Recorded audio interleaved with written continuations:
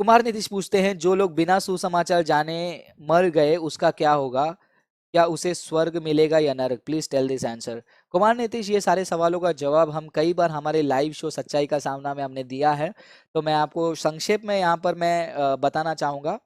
भजन संहिता में जो है एक वचन है, वो वचन कहता है कि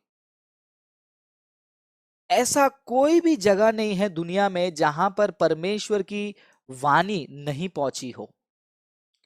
और रोमियो की किताब में हम पढ़ते हैं कि दुनिया की सृष्टि से लेकर आज तक परमेश्वर अपने सृष्टि से बातें करते आ रहे हैं।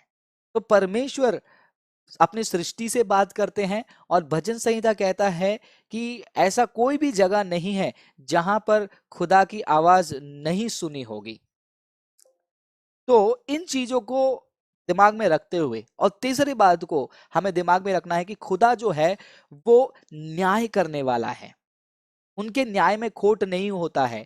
और जब हम खुदा को कहते हैं ही इज राइचियस, उनके न्याय में खोट नहीं होता है, तो वो जरूर जो है उनका न्याय, जो मौका उनको दिया गया था उसके आधार पर उन्हें टेस्ट किया जाएगा। ऐसा नहीं कि उन्होंने यीशु मसीह को जाना ही नहीं कभी भी, क्योंकि हमें नहीं पता है। हम जब ये सवाल उठाते हैं कि क्या वो लोग यीशु मसीह को जाने होंगे या नहीं होंगे, तो हम एक ही थॉट प्रोसेस से चलते हैं कि वहां तो टीवी नहीं होगा। मैं आपको एक बहुत ही वियर्ड एग्जाम्पल देता हूं, आदिवासियों का एग्जाम्पल ले लीजिए।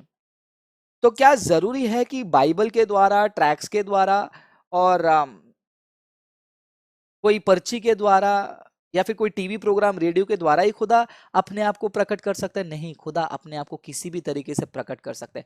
आपको क्या पता होगा, कोई ऐसे जंगल में कोई आदिवासी होंगे, उनके भाषा तक हम नहीं समझते होंगे, लेकिन वहां पर यीशु ने दर्शन दर्शन देकर वहां पर एक आदिवासी को सेवक बनाया होगा, और वो आदिवासी वो सभी आदिवासियों को उनके भाषा में प्रार्थना चलवाता होगा, यीशु में चलाता होगा। We do not know. तो अभी हमारे लिए ये सवाल अच्छा है आना, लेकिन अभी मेरे आस पड़ोस के लोग जो यीशु को नहीं सुने हैं, उनका क्या होगा?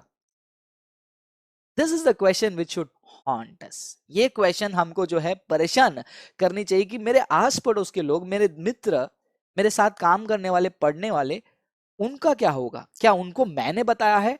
परमेश्वर ने आपको रखा है उनको सुसमाचार बताने के लिए, तो आप बताइए। तो भजन संहिता 19वां अध्याय वचन 1 से 3 में पढ़ेंगे, तो वहां पर लिखा है, देयर इज नो स्पीच और language where there voice is not heard. कोई ऐसा भाषा नहीं है, कोई ऐसा बोली नहीं है, ऐसा हो ही नहीं सकता है कि जहां पर परमेश्वर की वाणी सुनी नहीं हुई होगी। और रोमियो की किताब 1 अध्याय 19वां वचन, सृष्टि के शुरुआत से परमेश्वर अपने अदृश्य गुणों से लोगों से बात करते आ रहे हैं, और लोग क्या उन हिंट को, उन मौके को इस्तेमाल कर रहे हैं, या फिर अपनी मर्जी से अपनी जिंदगी को जी रहे हैं? तो सवाल का जवाब यही है, वो परमेश्वर का काम है न्याय करना, वो न्याय जरूर करेंगे, लेकिन मुझे जो मौका दिया है मेरे आस पड़ोस के लोगों के लिए, क्या वो मौके को मैं सीरियसली ले रहा हूं, और उनको जाकर मैं शुभ संदेश बांट रहा हूं या नहीं? तो चलिए मैं अगले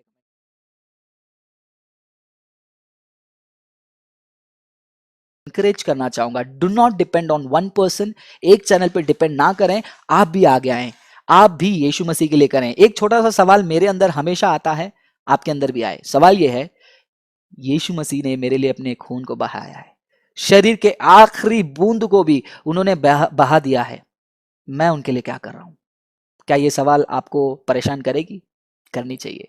और यीशु मसीह का जो आज्ञा है, 28वां अध्याय 19वां वचन मत्ती का, जाओ तुम सभी जाति के लोगों को चेला बनाओ, उनको जो जो बातें मैंने सिखाई है सिखाओ, उनको पिता पुत्र पवित्र आत्मा के नाम से बपतिस्मा दो। ये काम आपको करना है। आप डरिए मत, जो भी धमकी आपको आती हैं इनसे डरिए मत, क्योंकि वचन ये कहता है, for me to live is Christ and death is gain. जीवित रहना मेरे लिए मसीह है और मृत्यु लाभ है। यस, एक रियल क्रिश्चियन यही थॉट से आगे चलता है, प्रेरित यही थॉट से आगे